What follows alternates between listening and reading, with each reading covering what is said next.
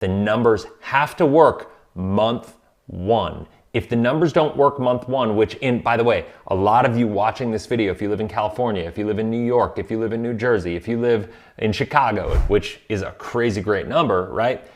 They're still not investments. They are hedges, or almost what I would call insurance policies themselves against the devaluation of the dollar. And if you look at the fact that we printed over 30% of the money in circulation in the history of the United States since September of 2019, that number alone is scary. Your ability to create more earning power is the number one way for you to beat inflation. It's nothing else. It's nothing you can invest in. Hey, what's going on, cash flow hackers? It is Chris with Life 180, and for today's video, I want to talk to you about the 10 things that you need to be buying in 2022. Now, I came up with this idea of coming up with 10 things that you need to be buying simply because, listen, we're ending 2021. We're dealing with a lot of situations going on in the world. There's a lot of uncertainty, the economy, inflation, the political landscape, a lot of the trials that are going on right now in this country have got a lot of people on edge. I even found myself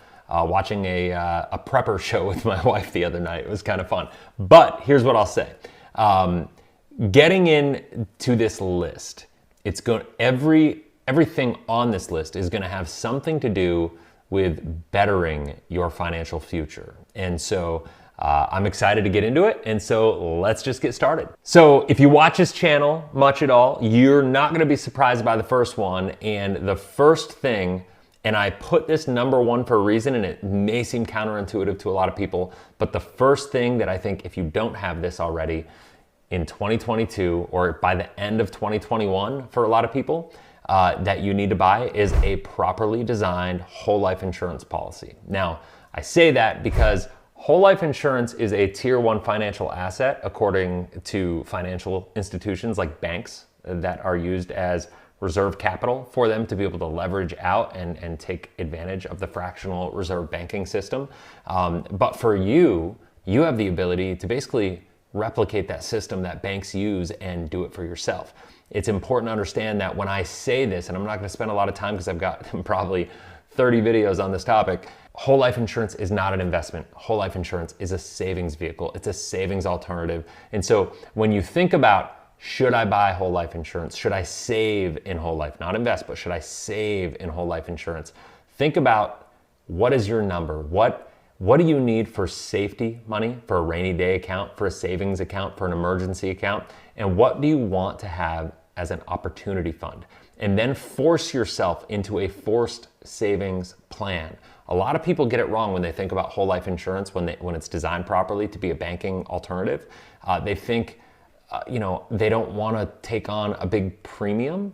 And so when you're thinking about whole life insurance as a banking alternative through the lens of insurance, the natural tendency is to want to do as little as possible because it's an insurance premium. Nobody gets excited about making big insurance premiums, right? Like that's just the reality.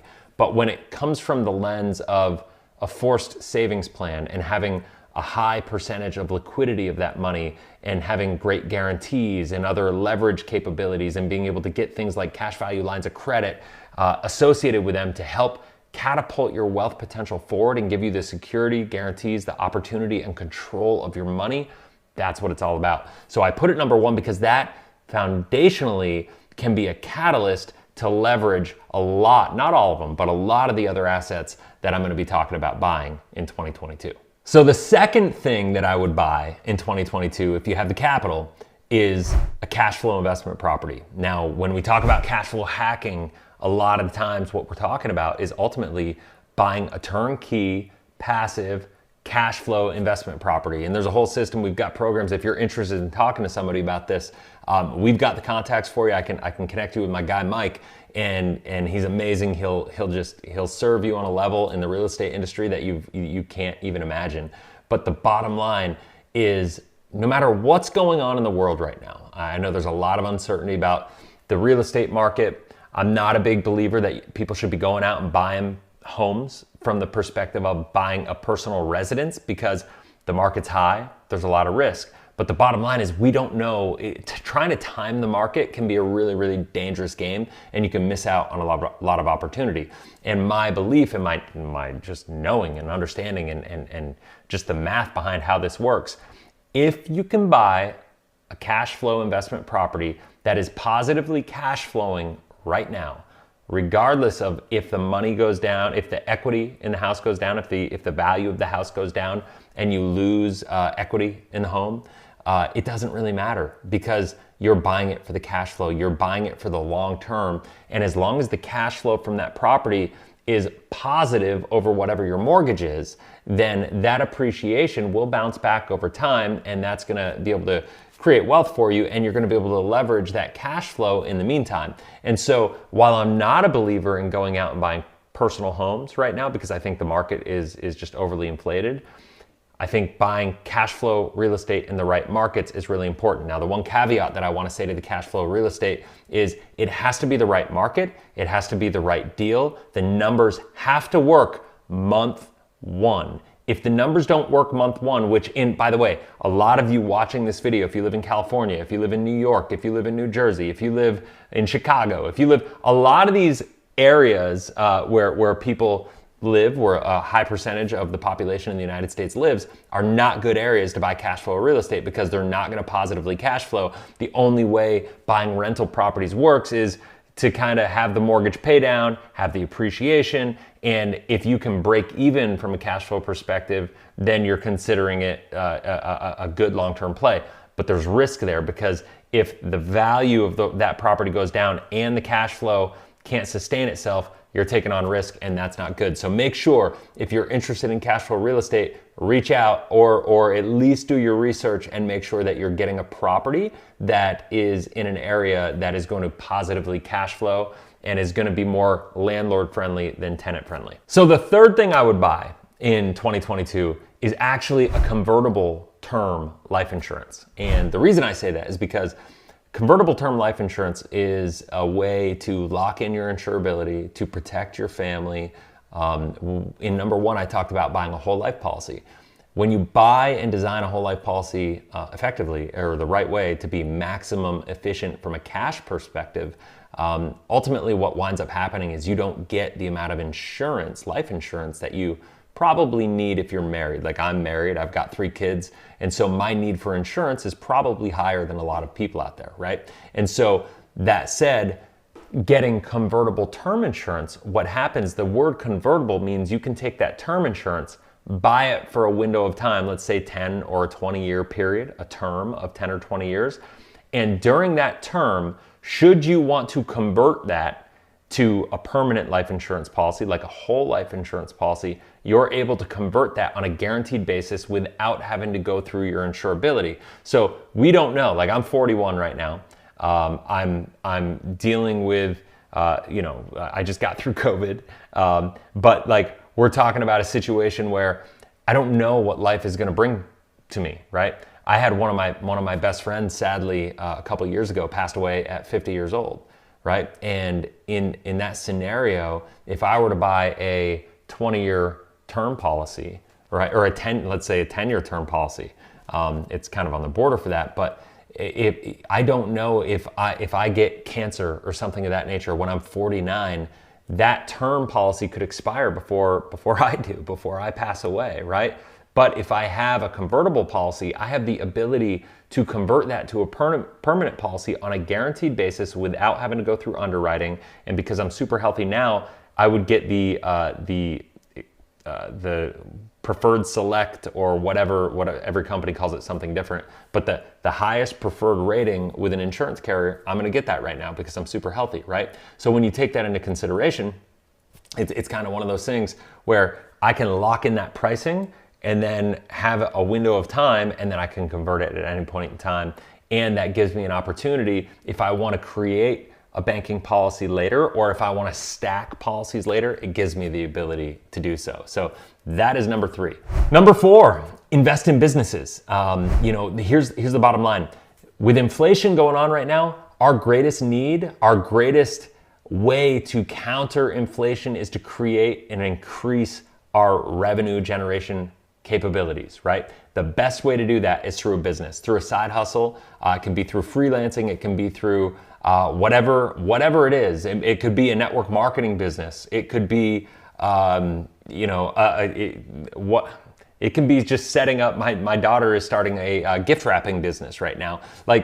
Granted, she's 10, but the bottom line is you can go out and you can use your skills and go out, create a business, start a side business, figure out a way to create more capital, more revenue generation. Because think about it this way.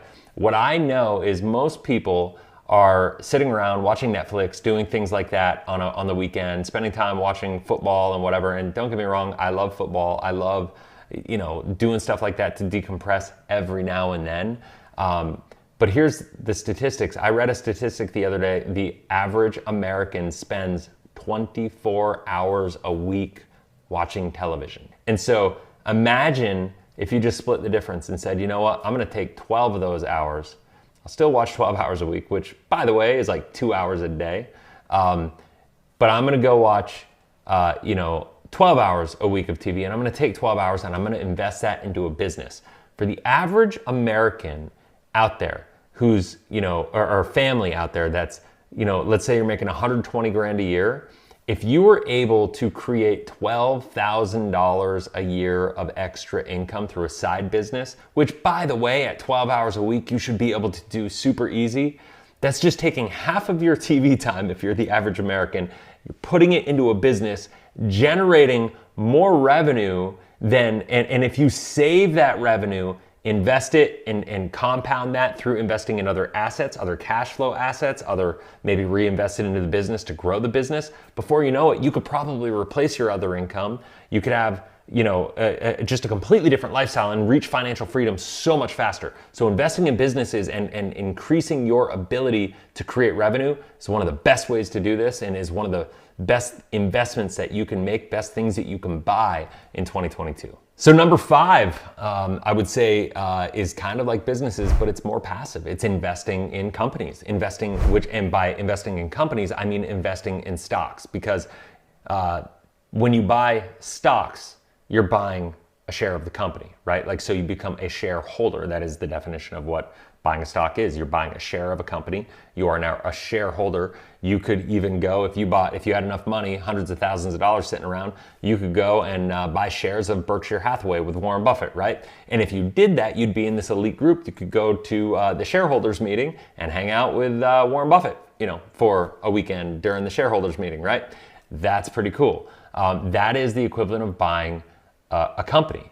By doing that, I would say when you buy stocks or buy shares of a company, you want to make sure that you're buying dividend-paying shares, because that's going to help you create cash flow.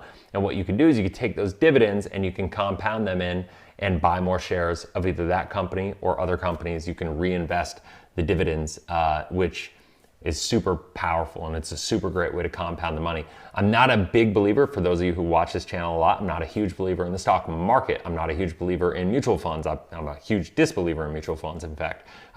But as long as you don't buy into all the hype of this buy and hold garbage and the idea of diversification in the stock market and all that stuff, and you're going into this thinking about buying specific companies for specific reasons with a specific intent to get a specific outcome, right?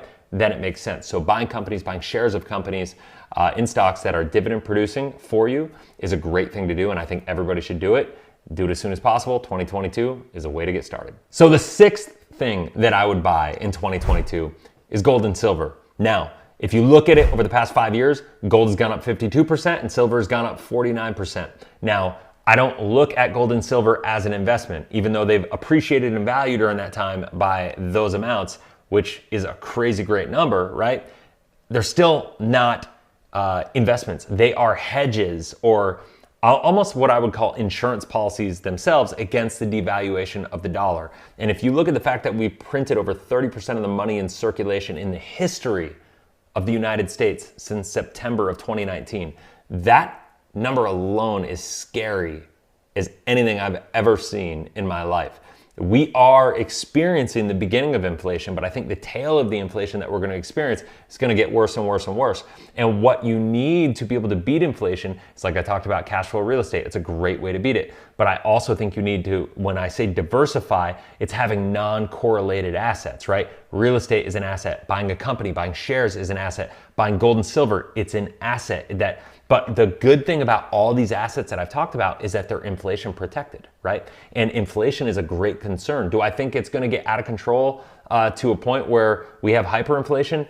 The answer is I don't know. I've been worried about that for a decade because we've been irresponsible as a government and as a country for that period of time. But the bottom line is we are the world's reserve currency, and a lot of our stupid decisions impact and kind of trickle down to the rest of the world. But because of the fact that we control so much of the world's economy, we have the ability to manipulate that. And the reality is we've done a great job. The Federal Reserve and the United States Treasury has done a great job manipulating the markets to make it so inflation hasn't really reared its ugly head, but it's starting to. How bad is it going to get? I don't know, but it's always good to own inflationary protected assets. Like I said, real estate's great. Gold and silver are just an insurance policy because you're not buying that for cash flow. You're not buying gold and silver for any kind of real appreciation, because they're not going to appreciate unless the dollar inflates, unless people lose confidence in the dollar.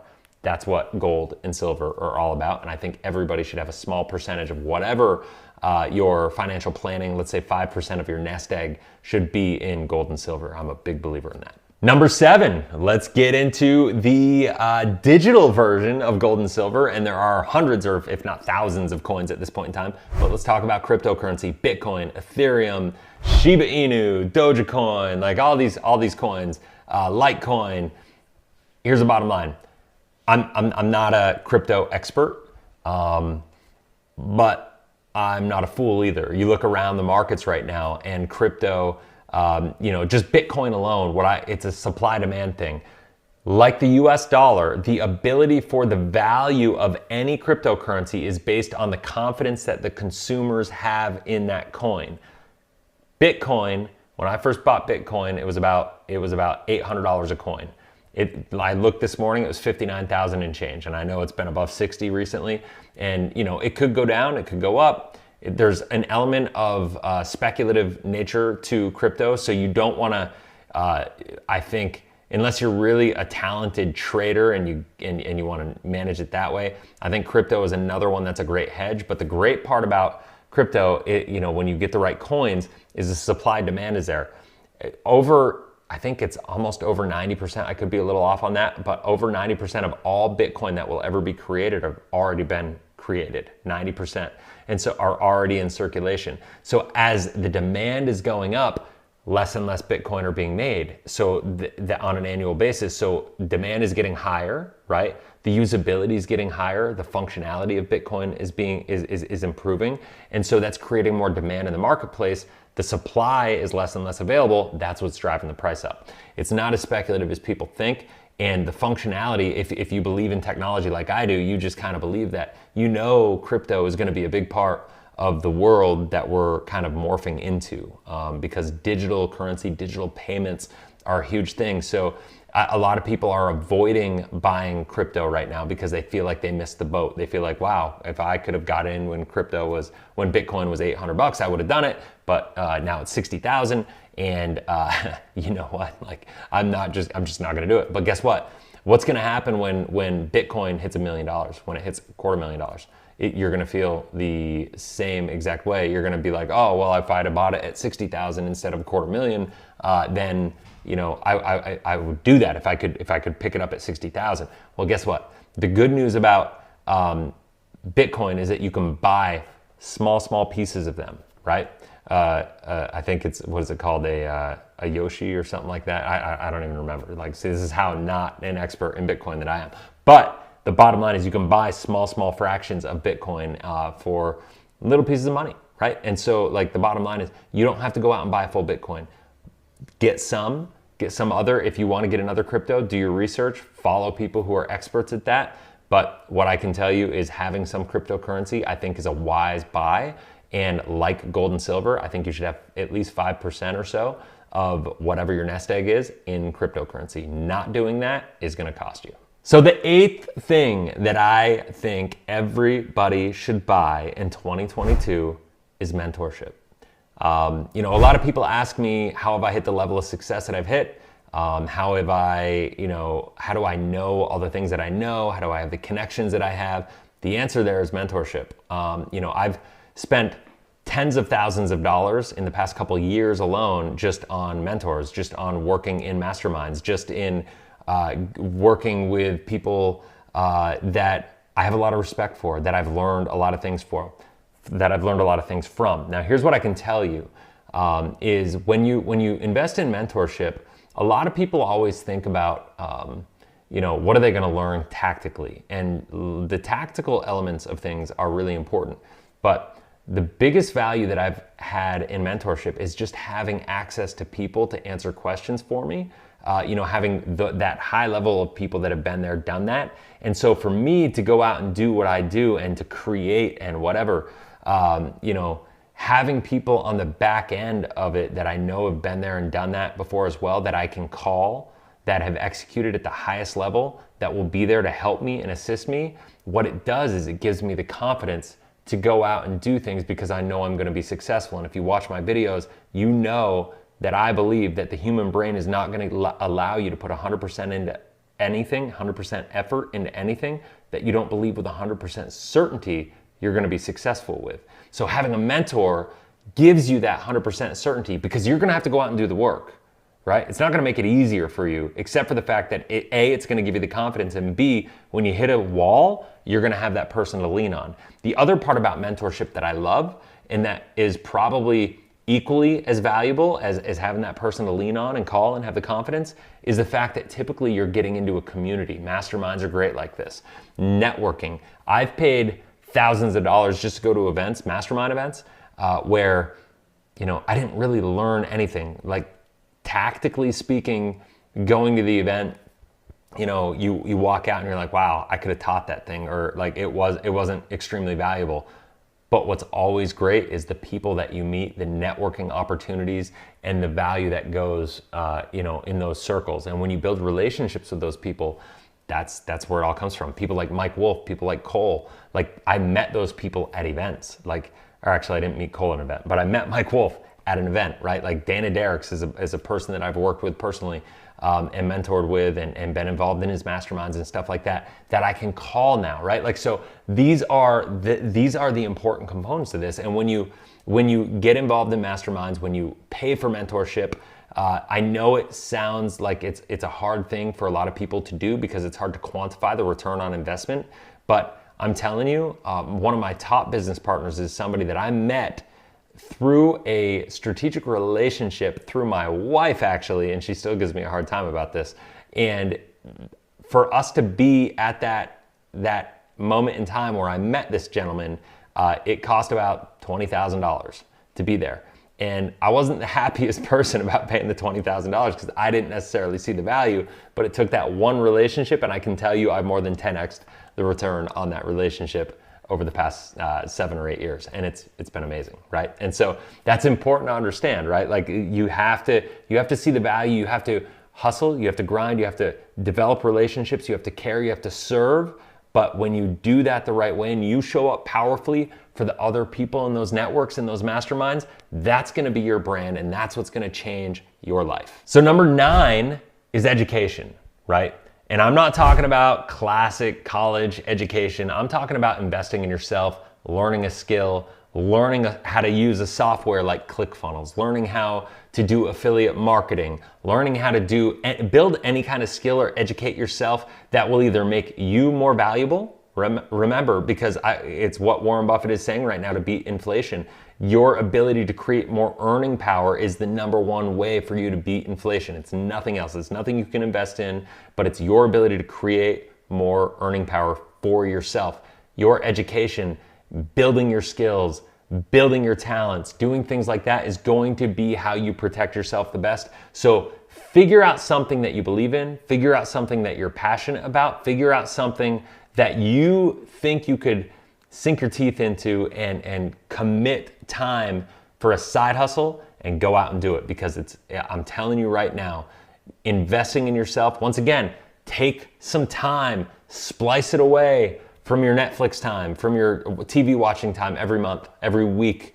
And if you dedicate 5 to 10 hours of that time to education, to bettering yourself, it's going to pay itself off. One of the big things that I know is that people way underestimate what they can achieve in a year, and they way overestimate what they can achieve in a year, way underestimate what they can achieve in a decade, right? Or 5 years, or a longer period of time. And here's the bottom line. You have to be committed to the process. Life 180 is living intentionally for excellence. If you want to turn your life around, pull the 180, you have to be intentional. You have to show up powerfully, but that starts with you investing in yourself. Your education doesn't have to cost you any money. You're watching YouTube right now, you're getting educated, you're thinking about this stuff. If you're watching this video still at this point in time, you kind of get what I'm talking about already. So I would say just apply it and take it to the next level. There are so many ways that you can create side streams of revenue. If you watch my channel, you realize how powerful whole life insurance is, and how powerful all the different financial strategies, cash flow hacking, all that stuff that we're talking about is.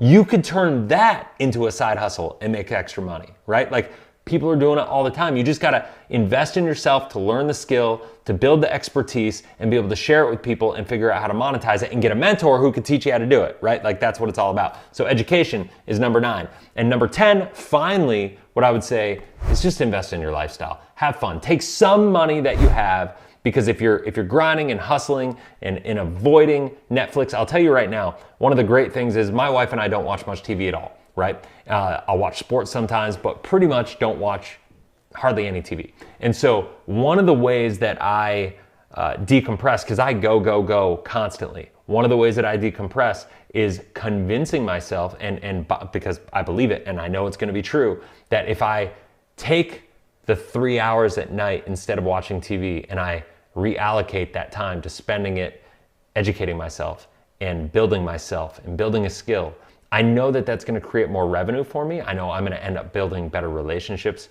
with other experts in different fields, because I've done this consistently for a decade now. And I know that if I just stay on that path, what's going to happen is I'm going to have more freedom in other areas. I'm going to have a lifestyle that allows me to show up on my terms. I'm going to be able to do things like my trip to Costa Rica for a couple of weeks earlier in the year. I'm going to be able to do, take other trips and go back and visit my parents in Vermont. I'm going to be able to just, take vacations and do things that most other people aren't able to do, simply because of the way that I spend my time every single night. When I do that, I'm able to take a couple months of vacation pretty much every year on my terms, whenever I want, right? And so being able to do that is really powerful. And so when you realize that that's what you're actually building towards, it gives you the motivation on a nightly basis to, realize that maybe it's not so worth it to watch my 3 shows tonight. Maybe just watch 1 and cut 2 out, or something of that nature, right? So anyway, that is the 10 things that I think everybody should buy in 2022. And I hope you found value in this video. If you did, please smash that like button. That way the YouTube algorithm gets it out to more people. If you haven't already, hit that subscribe button, click the bell, that way you get notified every single time I launch a new video. And keep the journey going. I put a special playlist in here for you to continue. And anyway, I'll see you on the next video. Have a blessed, inspirational day, and we'll see you soon. Later.